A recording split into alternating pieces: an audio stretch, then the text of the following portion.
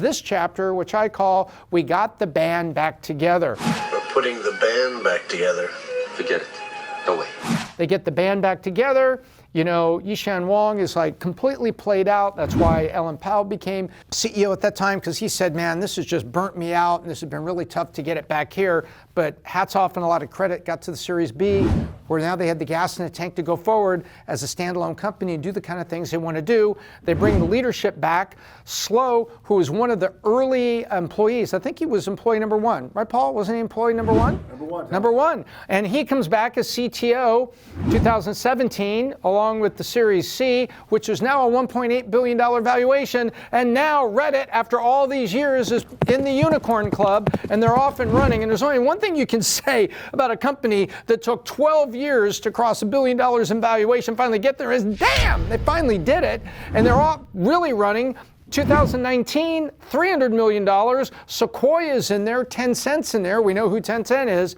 And boom, comes 2021, where everyone suddenly knows exactly who Reddit is. The ones that weren't paying attention, as Wall Street bets, the entire Robinhood saga happens. And by the way, right after that, they raised $250 million round, so that their total financing to date is $800 million over 16 years. And they are now the number 18 website by traffic in the world, number 7 in the United States, 46% of their traffic coming from the United States. It's over 50 if you include the UK and Canada. And now, guess what? This little comment that was made by Paul Graham, in many ways, Reddit is the front page of the internet. When you think about the subreddits and all of the administration over topics, if you remember back to any of the early days where you have topical forums and everybody can join in, well, basically the Ask Me Anything really kind of achieved scale thanks to Reddit. As a matter of fact, they almost broke the internet in 2012 when candidate Obama, President Obama, now a candidate to be reelected in 2012, he did an Ask Me Anything on Reddit, and they did almost break the internet, because despite all the infrastructure and everything that Reddit had to handle scale, there was so much traffic on that day for that, they almost broke the internet. And so very famous for the AMAs and the things that go with it.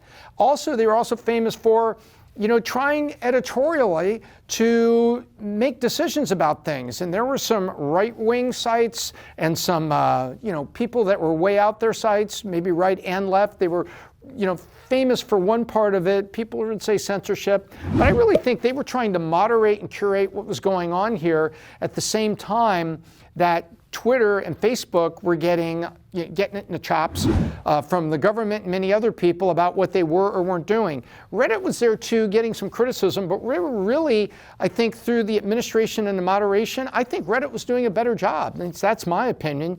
And they come up to Wall Street Bets. We all know what that was, where all the Wall Street Bets people come together, which showed you the power of the front page of the internet and the power of what was going on here in terms of those subreddit forums. They weren't just maybe a fleeting come and go tweet, because that tweet disappears and goes on down as other tweets come in. I've always found Reddit to be more sustained in its impact on me, specifically in Formula One forums or news that I care about. And there's more that the Biz Doc cares about than Formula One forums. I watch Wall Street Bets, and it really feels to me that there's a more curated, sustained presentation of the information and news coming through Reddit than the fleeting nature of Twitter. Although Twitter is a great place for breaking news, and you can follow certain reporters there, like stock reporters and things that you may are of interest to you, that you want to follow them as well.